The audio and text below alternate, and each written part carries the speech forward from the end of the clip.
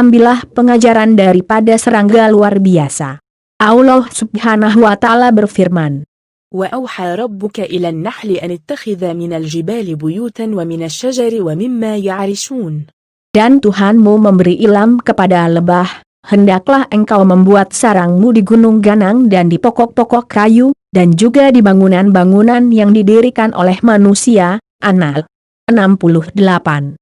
Allah Subhanahu wa Ta'ala berfirman, ثم كلا من كل الثمرات فاسلكا سبل ربك ذللا يخرج من بطونها شراب مختلف ألوانه فيه شفاء للناس إن في ذلك لآية لقوم يتفكرون. Sesungguhnya pemberian ilham oleh Allah kepada serangga yang bertubuh lemah itu untuk menelusuri hutan belantara dan mengambil buah-buahan, lalu mengumpulkannya untuk dibuat sarang dan madu. Ini merupakan sesuatu yang sangat baik, menjadi tanda kekuasaan Allah bagi orang-orang yang berfikir. An-Nahl 69. Daripada Abdullah B.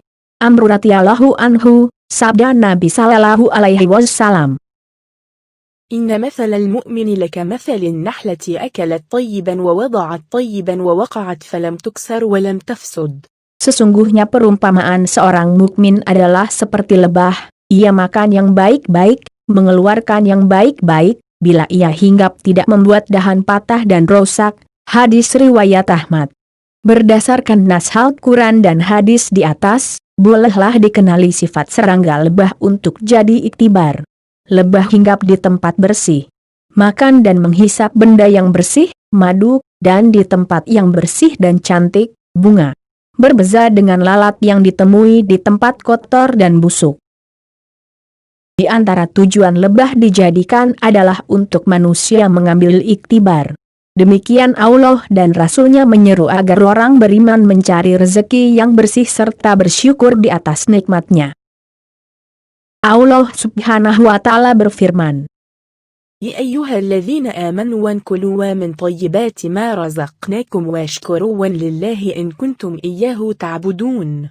Wahai orang-orang yang beriman, makanlah dari benda-benda yang baik, yang halal, yang telah kami berikan kepada kamu, dan bersyukurlah kepada Allah, jika betul kamu hanya beribadat kepadanya. Al-Baqarah 172.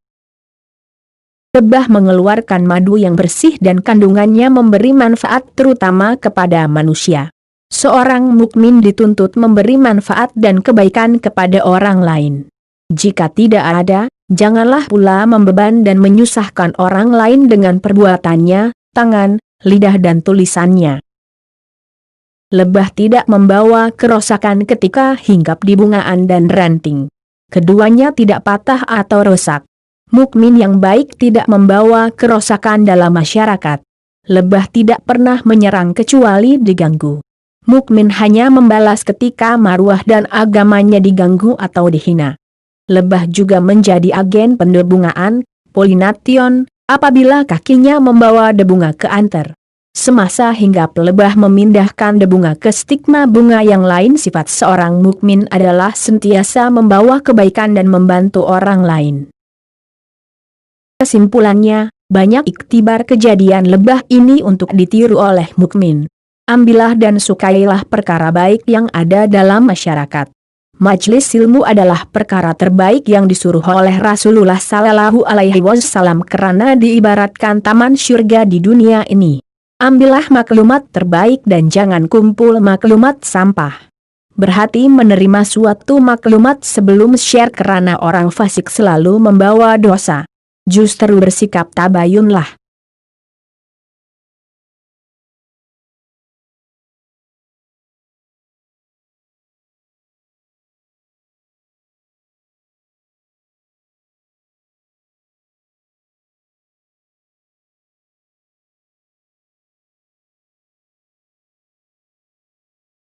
Sekian sahaja, sehingga bertemu lagi di lain siaran.